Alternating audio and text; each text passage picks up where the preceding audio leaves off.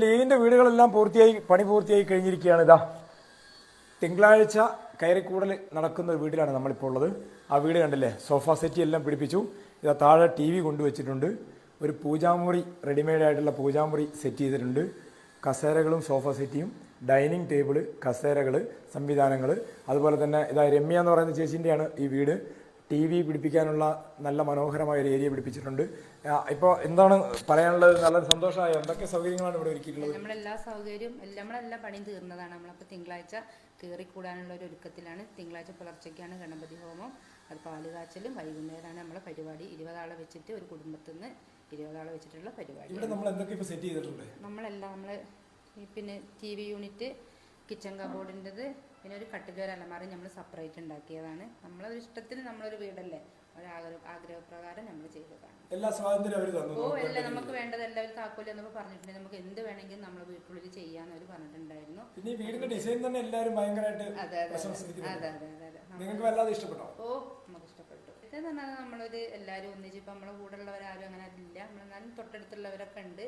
കുറേ ആൾക്കാർ ടൗൺഷിപ്പിലും കുറച്ച് ആൾക്കാർ ഇവിടെയാണ്. എന്നാലും നമ്മൾ എടുത്തുള്ളവരൊക്കെ ഞങ്ങൾ അയൽവാസക്കാർ തന്നെയാണ് എല്ലാവരും. പഴയ ചെറിയൊരു വീടായിരുന്നു, അത് പൊളിച്ചിട്ട് ഞങ്ങൾ 8 മാസമായിട്ടുള്ള പുതിയ വീട് പണി തുടങ്ങിയിട്ട് ആ വീടാണ് ഞങ്ങളത് സ്റ്റെയർ ഒഴികെ ബാക്കിയെല്ലാം ചെളിയേറി കിടക്കുക. ഇതാണ് രമ്യക്ക് പറയാൻ. തിങ്കളാഴ്ചയാണ് മുസ്ലിം ലീഗ് സമ്മാനിച്ച വീടുകളിലേക്കുള്ള കയറി താമസം തുടങ്ങുന്നത്. തിങ്കളാഴ്ചയാണ് 51 വീടുകളിലും 51 കുടുംബങ്ങളും അവരുടെ ബന്ധുക്കളെയും അവർക്ക് വേണ്ടപ്പെട്ടവരെയും ലീഗിന്റെ നേതാക്കളെയും ഒക്കെ വിളിച്ച് ഒരു പരിപാടി. ആ പരിപാടി നടക്കുന്നത് തിങ്കളാഴ്ചയാ. ഇതില് ഞാനിപ്പോ ഈ വീഡിയോയുമായിട്ട് വരാൻ കാരണം എന്ന് പറയുന്നത്, നിങ്ങളൊന്ന് ആലോചിച്ച് നോക്കൂ, എന്ത് ഭംഗിയാണ് ആ വീട്. ഒരു ദുരിതബാധിതർക്ക് ഒരു പ്രസ്ഥാനം അല്ലെങ്കിൽ ഒരു ഗവൺമെന്റ് ഒക്കെ നിർമ്മിച്ച് നൽകുന്ന വീടുകളിൽ എത്ര ഭംഗിയായിട്ടാണ് ആ വീടിനെ ഒരുക്കിയിരിക്കുന്നത് മുസ്ലിം ലീഗ് എന്ന് പറയുന്ന പ്രസ്ഥാനം. എന്നിട്ട് നിങ്ങൾ കണ്ടില്ലേ, കഴിഞ്ഞ ദിവസം പച്ച നുണകള് പടച്ചു വിട്ടുകൊണ്ടേയിരിക്കുകയായിരുന്നു ഈ വെറ്റകൾ എന്ന് പറയുന്നത്, അല്ലേ?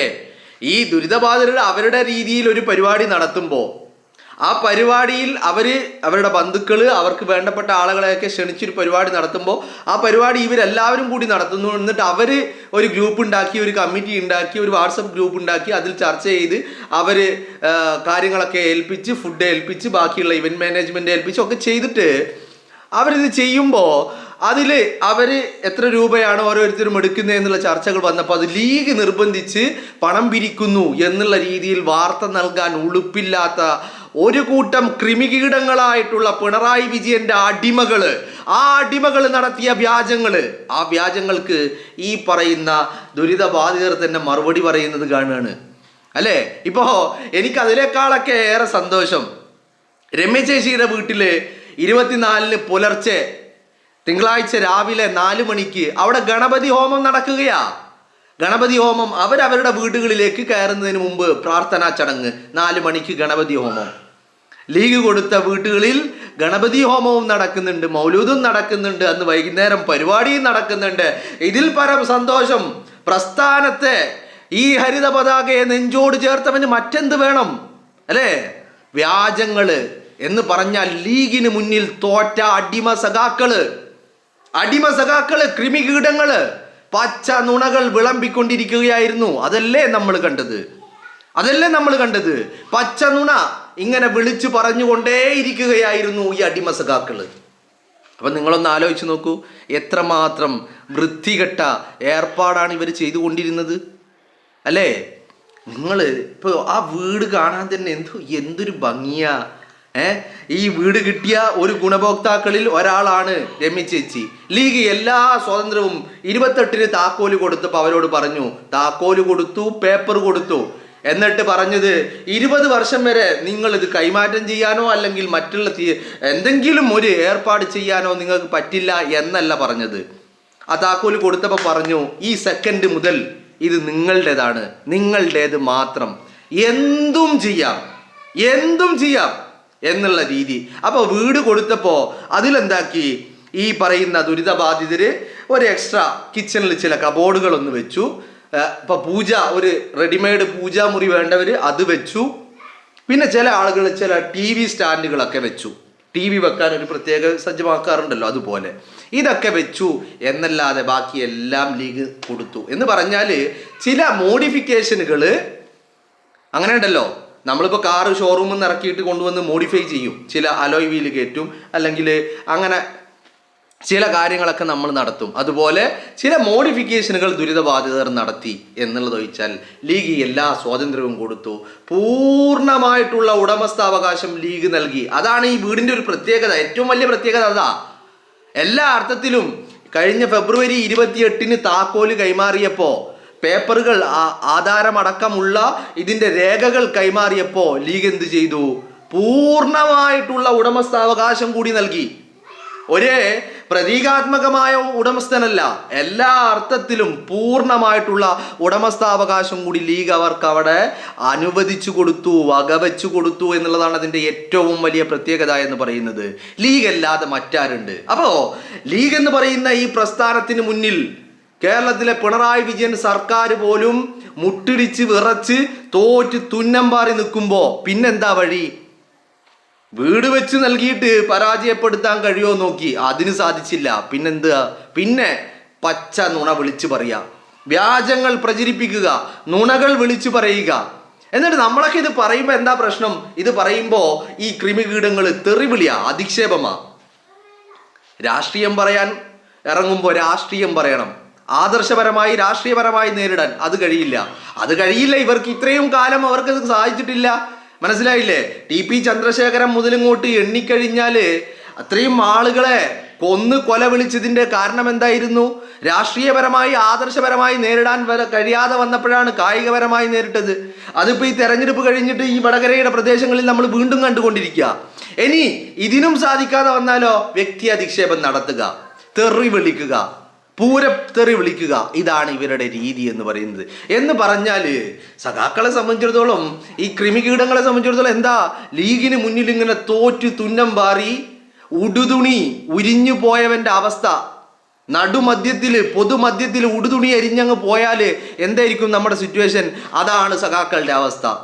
ലീഗിനോട് മത്സരിച്ചിട്ട് മാർച്ച് 1-ന് താക്കോല് കൊടുത്തു, എവിടെ? സർക്കാർ ടൗൺഷിപ്പിൽ. എന്നിട്ടോ എന്തുണ്ടായി? ഒന്നും ഉണ്ടായില്ല. താക്കോല് കൊടുത്ത് ഇപ്പോൾ രാജനടക്കം പറയുന്നത് എന്താ? ഞങ്ങൾ വീടൊന്നും കൊടുത്തിട്ടില്ല. പിന്നെന്തിനാ നിങ്ങൾ ഉദ്ഘാടനം നടത്തിയത്?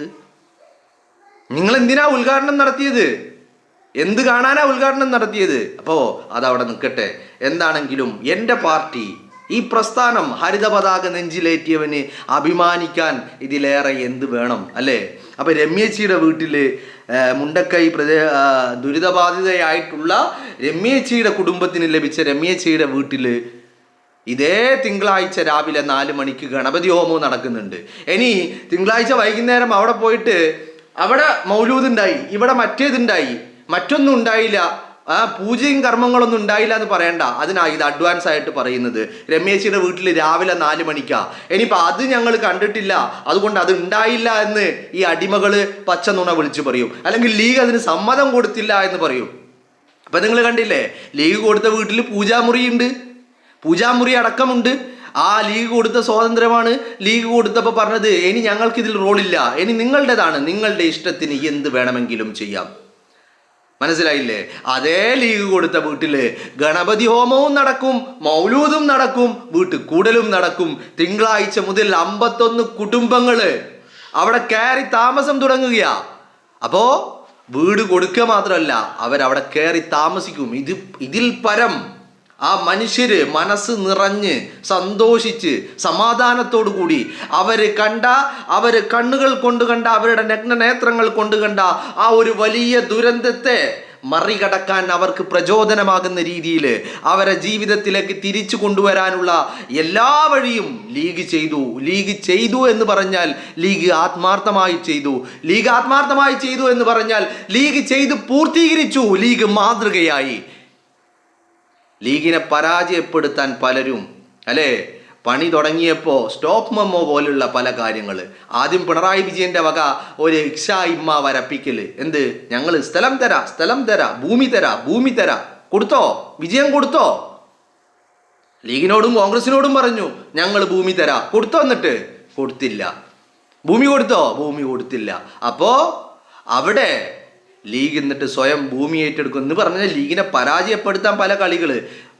ഭൂമി ഏറ്റെടുക്കുന്നു, ഭൂമിയുടെ പേരിൽ വിവാദം ഉണ്ടാക്കുന്നു, കേസുണ്ടാക്കുന്നു, സ്റ്റോപ്പ് മെമ്മോ കൊടുക്കുന്നു, അങ്ങനെ മുടക്കാൻ വേണ്ടിയിട്ട് പല കളികളും ഈ നാറിയ കൃമികീടങ്ങൾ കളിച്ചു നോക്കി.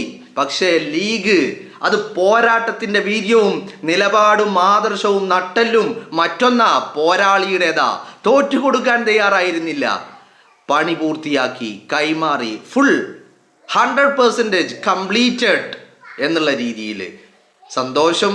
അതിനൊപ്പം ഈ ലീഗ് നൽകിയ വീട്ടിൽ തന്നെ മൗലൂദ് നടക്കുന്നുണ്ട്, അതുപോലെ ഗണപതി പൂജയും നടക്കുന്നുണ്ട്, എല്ലാം നടക്കുന്നുണ്ട്. രമ്യേച്ചിക്കും എല്ലാവർക്കും സന്തോഷം, ചന്ദ്രചേട്ടനും എല്ലാവർക്കും സന്തോഷം. ലീഗിന് ഇതൊക്കെ കാണുമ്പോൾ അതിലേറെ ചാരിതാർത്ഥ്യം, ലീഗുകാരന് ഇതിലൊക്കെ കാണുമ്പോൾ അതിലേറെ ചാരിതാർത്ഥ്യം എൻ്റെ പാർട്ടിക്ക് മാത്രം സാധിക്കുന്നത്, സർക്കാരിന് പോലും സാധിക്കാത്തത്, ഇവിടുത്തെ സിസ്റ്റത്തിന് പോലും സാധിക്കാത്തത്, ഇവിടുത്തെ ഗവൺമെന്റിന് പോലും സാധിക്കാത്തത് ലീഗിന് മാത്രം സാധിക്കുന്നത് എന്നുള്ള ആത്മാഭിമാനവും ചാരിതാർത്ഥ്യവുമാണ് ഈ ഹരിത പതാക നെഞ്ചിലേറ്റിയ ഓരോരുത്തർക്കുമുള്ളത് എന്നുള്ളതാണ്.